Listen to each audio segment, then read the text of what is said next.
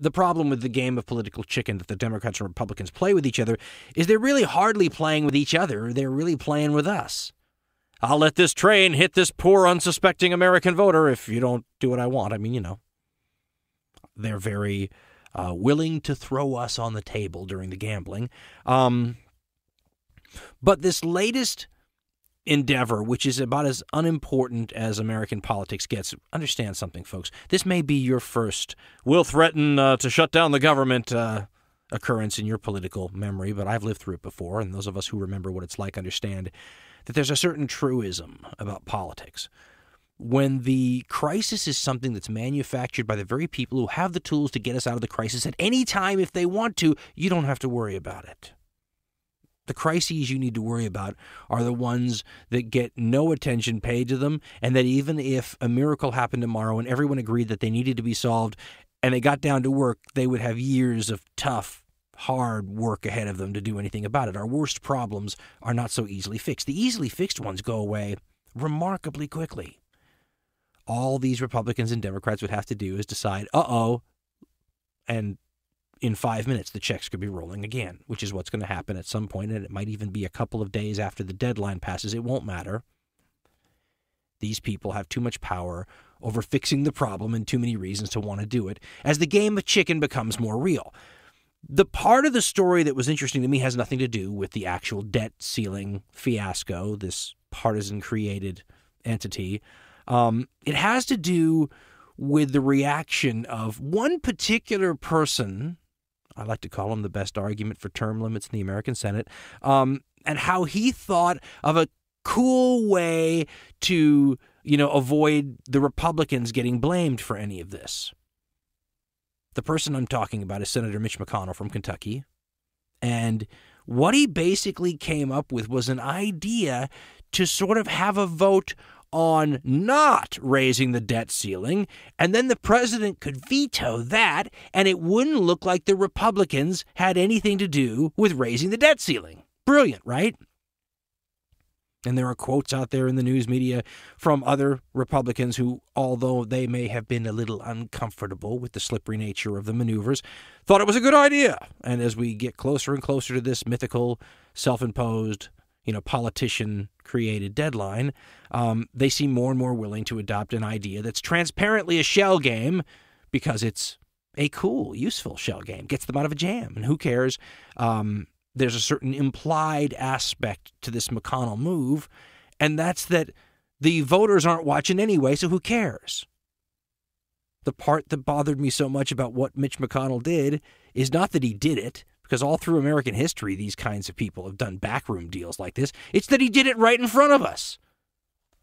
He held news conferences. He did interviews. He told us all he was doing it. You don't tell people you're going to do a shell game. You don't tell the very people you want to make sure don't know about it, right? What this shows you is that Mitch McConnell knows that the people who are going to really be the deciding factor in the election next year are not the people who are paying attention to any media outlet where this maneuver of his would be exposed. That's wild when you think about it. And this is only the latest. I mean, both parties have been doing this for a while where you turn around and go, hey,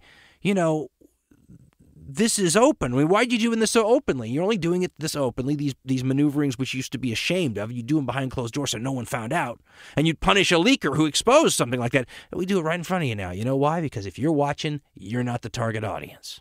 The people who are watching and paying attention are not the ones deciding elections. The ones seeing campaign ads are the ones who are deciding elections. More on that in a second. First, a little bit more on the McConnell move, just because it's so stunning. This is a New York Times piece on the subject, and it highlights the absolute almost flipping off those of us who are watching level of this kind of political shenanigans that both parties play, and that during more fat and happy times maybe we could get away with. Maybe in the 1990s you can threaten to shut down the government, no big deal. Our situation right now has much more, chance of something disastrous happening. We have a lot less room for mistakes today than back then, but we're playing the same games we would have played as though everything was just fine. Oh, this is just a game. This is how we do it in Washington, D.C. No big deal. I mean, that's what they're really like, folks, but that's not what you get. Here's what the New York Times talks about with McConnell. This is from a July 13th, 2011 edition of the paper. The story is by Carl Hulse. And from the middle of the piece, talking about Mitch McConnell and his plan to get the Republican, as the story says, fingerprints off of this debt ceiling problem should anything go wrong. Quote, McConnell was still pushing his plan that would allow a debt limit increase to clear Congress without Republican fingerprints and without the guaranteed cuts many in his party are demanding. He would establish an elaborate process where Congress would vote to disapprove instead of approve a debt limit request, allowing the president to raise the debt ceiling via a successful veto of the disapproval if it came to that. The story continues. Despite resistance from conservatives and the initial unease many lawmakers expressed at such a slippery approach, the McConnell gambit was gaining credence as the best escape hatch, end quote. The story then goes on to point out that the Senate Democrats and the president, while it may not be their favorite thing, they're okay with that too. This is how, it doesn't matter that it's a trick on the American people. Both sides are okay with it.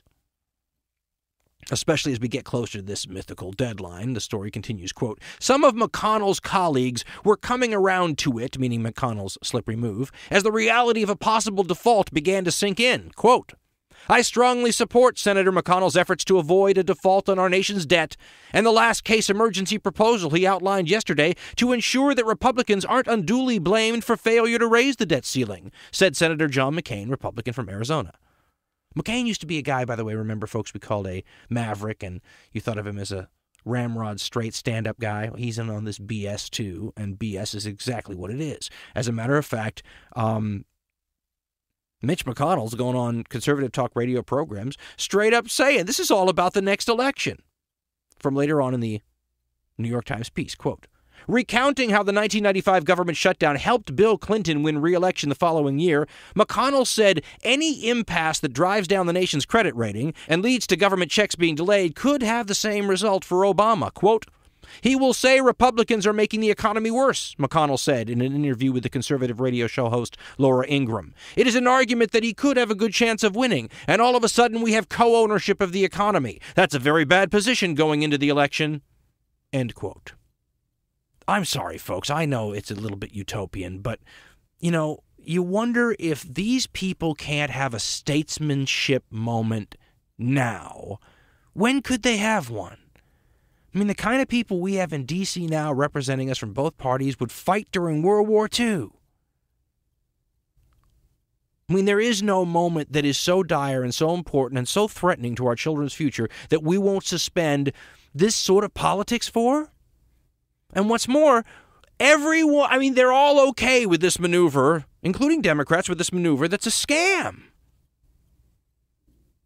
It's a sneaky way to avoid looking like you caused the whole debt ceiling thing when, let's be honest, the Republicans are the ones who said, listen, we have this debt ceiling coming and we won't budge unless you make all these cuts. And then you won't be able to spend. By the way, let's realize that the Republicans are not just screwing over liberals and Democrats by, pawning off the responsibility. They're screwing the Tea Party folks. They're screwing all those people who, they basically managed to get some of their agenda in the ears, maybe pockets of some Republican legislators. And now when it comes to it, they've got a sneaky way of sort of, backstabbing them. And while liberals may enjoy the schadenfreude of watching the backstabbing occur, at the same time, what's really disgusting is that they're totally open about these kinds of maneuvers, confident in the thought that in 1 year we will have forgotten it, or even more confident that the majority of people who are going to decide the election in 1 year never saw it in the first place because they weren't watching, because they don't watch politics, because they're uninformed by choice or otherwise.